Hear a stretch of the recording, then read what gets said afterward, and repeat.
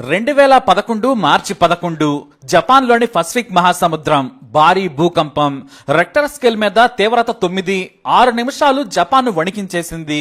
ఆ భూకంపానికి భూగోళమే షేక్ అయిపోయిందా, ప్రపంచమే అల్లకల్లోలమై ఉంటుందా అన్నంత భయంకరంగా భూమి 6 నిమిషాల పాటు వణికిపోయింది. సరిగ్గా ఆ సమయంలోనే భూకంప తీవ్రతకు 70 కిలోమీటర్ల దూరంలో ఉన్న ఫకుషిమా అనే సిటీ కూడా ఉయ్యాలలా ఊగిపోయింది. సముద్ర తీరంకు కాస్త దూరంలో వంగావా బ్యాంక్ బ్రాంచ్ 77 ఉంది. అందమైన ఆఫీసు, సముద్రాన్ని చూస్తూ ఎంప్లాయీస్ హాయిగా ఎంజాయ్ చేస్తూ పనిచేసేవారు. అయితే ఆ సమయంలో మధ్యాహ్నం 2:50 బ్యాంక్ మేనేజర్ కు సునామీ అలర్ట్ వచ్చింది. వెంటనే టాప్ ఫ్లోర్ కి అందరినీ తీసుకెళ్లండి, సమయం లేదు, మరో 10 నిమిషాల్లో సునామీ ముంచేయచ్చు అని ఆ మెసేజ్ సమాచారం. దీంతో వెంటనే అందరూ ఖాళీ చేసి టాప్ ఫ్లోర్ కి వెళ్లాలని తన సిబ్బందిని ఆదేశించారు ఆయన. సునామీ వస్తోంది, మనం టాప్ ఫ్లోర్ కి వెళితే సేఫ్ గా ఉండొచ్చు, మనకు సునామీ తీవ్రత తక్కువగానే ఉంటుంది, అలల తాకిడి వల్ల సముద్రం సిటీలోకి వస్తుందని అందరికీ సమాచారం ఫోన్లో వచ్చింది. సరిగ్గా టాప్ ఫ్లోర్ కి వెళ్లి సముద్రం వైపు చూస్తోంది 38 ఏళ్ల యూకో. తన ఫోన్ నుంచి భర్తకు మెసేజ్ పెట్టింది, నువ్వు ఎలా ఉన్నావు, అలలు ఇక్కడ భీకరంగా వస్తున్నాయి, నీళ్లు రోడ్డు దాటి సిటీని సముద్రం కలిపేసుకుంటుంది, సునామీ భీకరంగా ఉందని భర్త యసువో టకమత్సుకు మెసేజ్ పెట్టిందామె. ఆ మెసేజ్ చూడగానే భర్త యసువో కంగారు పడిపోయాడు. వెంటనే కాల్ చేశాడు, కానీ ఫోన్ కలవలేదు. అంతే, భయంతో వణికిపోయాడు. బ్యాంక్ హెడ్ ఆఫీస్ ను సంప్రదించాడు భర్త యసువో. మీరేం భయపడద్దు, వాళ్ళు టాప్ ఫ్లోర్ లో ఉన్నారని చెప్పారు వాళ్ళు. దీంతో భర్త ఊపిరి పీల్చుకున్నాడు. ఎందుకంటే పవర్ లేకపోవడంతో పాటు నెట్వర్క్లన్నీ కూడా మోగబోయాయి. అందుకే తన భార్య దొరకలేదనుకున్నాడు. కానీ సునామీ తగ్గిన తర్వాత తన భార్య పనిచేసే బ్యాంకు పరిసర ప్రాంతాల్లోకి వెళ్లాడు. అక్కడంతా అల్లకల్లోలంగా ఉంది. రెస్క్యూ టీమ్స్ శవాలను బయటకు తీస్తున్నాయి. వందల కాదు, వేల శవాలు బయటకు వస్తున్నాయి. బ్యాంకు దగ్గరకు వెళితే అక్కడ పనిచేసే వ్యక్తి కనిపించాడు. నా భార్య యుకో కనిపించిందా అన్నాడు. నాకు తెలియదు, ఈ బ్యాంకులో పనిచేసేవారు 17 మంది గల్లంతయ్యారు, అందులో మీ భార్య యోకో కూడా ఉండొచ్చనే భయంకరమైన వార్త చెప్పాడు ఆ వ్యక్తి.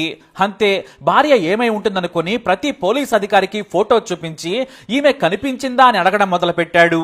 కానీ ఎక్కడా ఆచూకీ లేదు. శవాలు దొరికిన తర్వాత మొత్తం 3000 మందిని గుర్తించినట్లు అధికారులు చెప్పారు. వారి లిస్టును ప్రతి చోట అంటించారు. వారి బంధువులు వచ్చి మృతదేహాలను తీసుకెళ్లాలని లిస్టులను గోడలకు అంటించారు.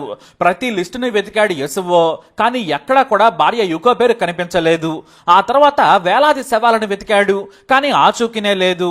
గుర్తించలేకుండా కుప్పలుగా ఉన్న మృతదేహాలను సైతం పట్టి పట్టి వెతికాడు, కానీ యుకో ఎక్కడా కనిపించలేదు. అయినా యసువో మాత్రం భయపడలేదు. శవం దొరకలేదంటే ఎక్కడో బ్రతికి ఉంటుందనేది అతని ఆశ. అలా అలా 3 రోజులు గడిచిపోయాయి. మృతదేహాలన్నింటినీ బంధువులకు ఇచ్చేశారు. ఇంకా 10 మందిని ఆ సిటీలో గుర్తించలేకపోయారు. బంధువులెవరో కూడా వారి కోసం రాలేదు. యసువో వెళ్లి మళ్లీ వెతికాడు, కానీ దొరకలేదు. చివరకు సిటీ మొత్తం పునర్నిర్మాణ పనులు మొదలు పెట్టారు. ఇక సముద్రంలో శవాలను వెతికేందుకు ఎక్స్పర్ట్స్ రంగంలోకి దించారు. కిలోమీటర్ల మేర సముద్రంలో శవాలు తేలితే లేదంటే తీరం కొట్టుకొస్తే గుర్తించి వాటిని తీసుకురావాలని 100 మంది వాలంటీర్లను పంపించారు. వారి ప్రయత్నం ఫలించింది. 60 శవాలను సముద్రం నుంచి వెలికి తీశారు. కొన్ని సముద్రం లోపలి భాగంలో కూడా కనిపించాయి. అక్కడే తీరం దగ్గర కూర్చొని యసువో వెతికాడు, కానీ యూకో ఆచూకీ మాత్రం లేదు. ఎంత వెతికినా దొరకలేదు. చివరకు పోలీస్ అధికారి ఆశలు వదులుకోమని చెప్పారు. ఎందుకంటే ఆ రోజున వచ్చిన తుఫానుకు మొత్తం 1213 మంది గల్లంతయ్యారు. దొరికిన శవాల్లో 47 మందిని ఎవరూ గుర్తించలేకపోయారు. ఆ 1213 మందిలో నీ భార్య యుకో ఉండొచ్చు, నా మాట కఠినంగా ఉన్నా ఇది నిజమని ఉన్నతాధికారి యసువోకు ధైర్యం చెప్పాడు. కానీ నా భార్య యుకో బతికి ఉండి ఉంటుందని వాదించాడు యసువో. యసువో మానసిక పరిస్థితిని అర్థం చేసుకున్న బ్యాంక్ అధికారి ఆమె పనిచేస్తున్న బ్యాంకు నాటి పరిస్థితి గురించి వివరించారు. ఆ రోజున ఆ బ్యాంకు మేనేజర్ కు అటు ఇటుగా 3 గంటలకు సునామీ అలర్ట్ మెసేజ్ వచ్చింది. అందరూ బిల్డింగ్ పైకి ఎక్కేశారు. కానీ 3:20 ఆ బిల్డింగ్ నే సముద్రం అలలు ముంచెత్తేశాయి. ఆ తర్వాత బిల్డింగ్ మీద నుంచి 6 మీటర్ల ఎత్తు నుంచి నీరు వెళ్ళింది. ఈత వచ్చిన వారు ఏదో ఒకటి పట్టుకొని నిలబడ్డారు. ఎందుకంటే పైన అలల తాకిడి వేగం తక్కువగా ఉంది, కింది వైపు స్లోప్ ఉండడం వల్ల నీరు అటు వెళుతోంది. యుకో మాత్రం ఆ అలల తాకిడికి కొట్టుకొని పోయి ఉండొచ్చని చెప్పాడు. మొత్తం 57 ఫీట్ల ఎత్తుకు నీటి అలలు వచ్చాయి. పైగా బ్యాంకు లోతట్టు ప్రాంతంలో ఉంది, తీరం పైకి ఉంది, కాబట్టి బ్రతికే ఛాన్స్ లేదన్నారు ఆయన. దీంతో ఆయన కాసేపు భయపడ్డా నా భార్య బతికే ఉంటుందని మాత్రం ఆశ వదులుకోలేదు యసువో. అయితే ఇక్కడే కఠిన నిర్ణయం తీసుకున్నాడు. తాను పనిచేస్తున్న Japan ground self defence force ఉద్యోగానికి రాజీనామా చేసేశాడు యసువో. ఆ తర్వాత తన భార్య యుకో కోసం సముద్ర తీరంలో వెతకడం మొదలు పెట్టాడు. ఆ తర్వాత సముద్రంలోకి వెళ్లేందుకు ప్రయత్నించాడు. కానీ డైవన్ రాకుంటే అలల తీవ్రత ఎక్కువగా ఉండే ఆ తీరంలో సాధ్యం కాదు. అప్పుడే మసియోషి టకహసి అనే రెస్క్యూ టీం వాలంటీర్ ని కలిశాడు. తన భార్య గురించి చెప్పాడు. అప్పటికే ఏళ్లు గడిచిపోయాయి. సునామీ వచ్చి ఇన్నేళ్లు అవుతుంది కాబట్టి మృతదేహాలు కూడా ఇప్పటికి ఉండే ఛాన్స్ లేదని చెప్పాడు. అయినా మేము వెతుకుతున్నాం, మీరు రిస్క్ తీసుకోవద్దని చెప్పాడాయన. కానీ నేను సోల్జర్ని, ధైర్యంగా వెళ్లగలనని డైవింగ్ నేర్చుకున్నాడు. సొంతంగా ఎక్విప్మెంట్ కూడా కొనుక్కొని సముద్రంలోకి వెళ్లి వెతకడం మొదలు పెట్టాడు.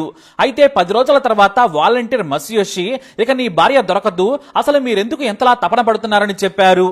నా భార్య అంటే నాకు ప్రాణం, నేనంటే ఇంకా ఎక్కువ తనకి ప్రేమ. నేను సోల్జర్ గా పనిచేస్తున్న సమయంలో సెలవు మీద ఇంటికి వస్తున్నాను. అప్పుడే నాకు ట్రైన్ లో ఎదురుగా కూర్చున్న ఎక్కువ పరిచయం అయింది. ఇంకా చెప్పాలంటే అది తొలిచూపి ప్రేమ.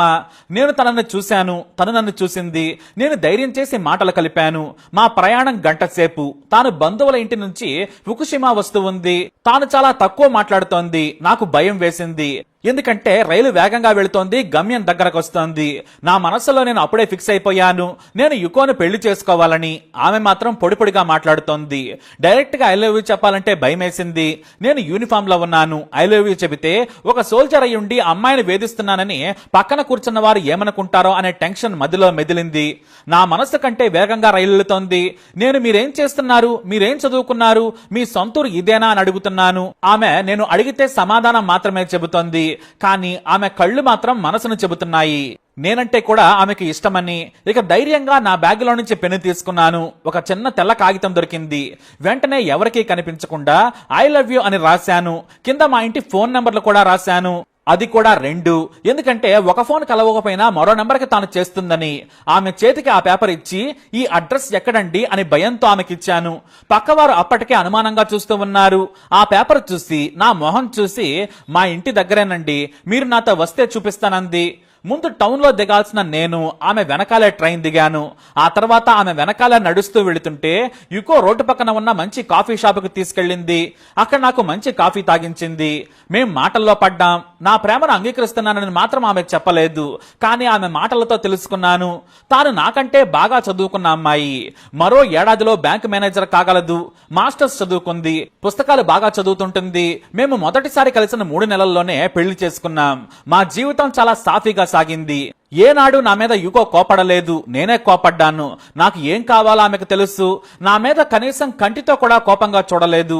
మా అమ్మైనా నన్ను ఎన్నోసార్లు కొట్టింది, తిట్టింది, కానీ మా 10 ఏళ్ల వైవాహిక జీవితంలో తాను నన్ను ఒక్క మాట కూడా అనలేదు. ఆమె నుంచి మృదువైన మాటలే వస్తాయి. ఏది చెప్పినా అర్థం చేసుకుంటుంది.